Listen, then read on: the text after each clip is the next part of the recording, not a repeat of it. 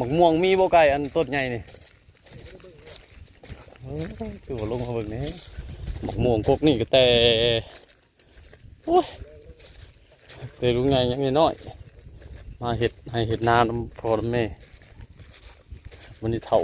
หมดแหละคนกระเถ่ากุ๊กม่วงกระเถ่า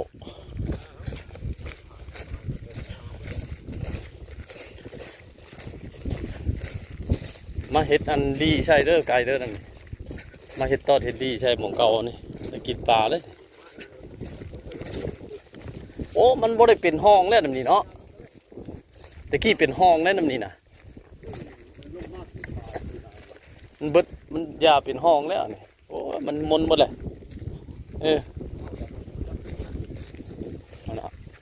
ตะกี้มันเป็นห้องน้อยลัดไปนี่ขึ้นไปนี่ห้องแต่ลุงใหญ่มาเฮ็ดนาแถวนี้แต่ยังน้อยพุ่นแหละนาพูดพอพูดเมเนาะเพิ่นขายแล้วก็ง่ายขึ้นไปทั้งเหนือพูดมา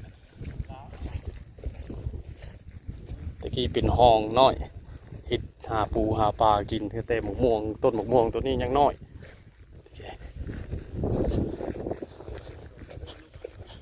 โอ้ย่างไก่ได้ปุ๊เตะเถียงปุ๊ย่างเรามาเอารถมาจอดเมียเถียงเอื้อยฮะลงมาพี่บ้านเนี่ยพวกกบตาเป็นจุ่มปุ๊มองจุดหมายเป็นกันโอ้แถวนั้นแหละ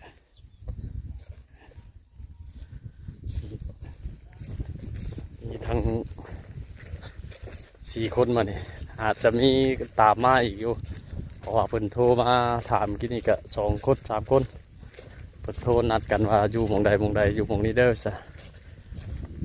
หม่องนัดพบปกตินี่แถวนี่นะมันสิเป็น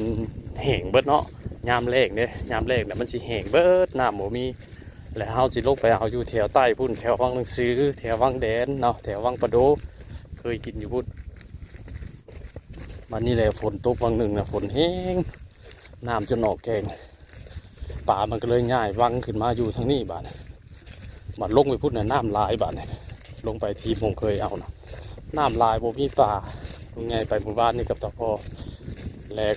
ทางลานทรายเพิ่นมาหาอยู่หากินเพิ่นว่าทางนี้เพิ่นว่าหน้าเพิ่นอยู่นี่เพิ่นแจ้งมาว่าทางนี้ป่ากันเลยว่ามานี่ก็พาตาพ่อย้ายมาทางนี้มาเนี่ยโอเคพี่น้องลงไปเบิ่งน้องกันเนาะว่ามื้อนี้มันสิได้กลัวมื้อวานนี่บ่มื้อวานนี่ได้น้อยนึงบ่ได้ฮอดปลากลมบ่ได้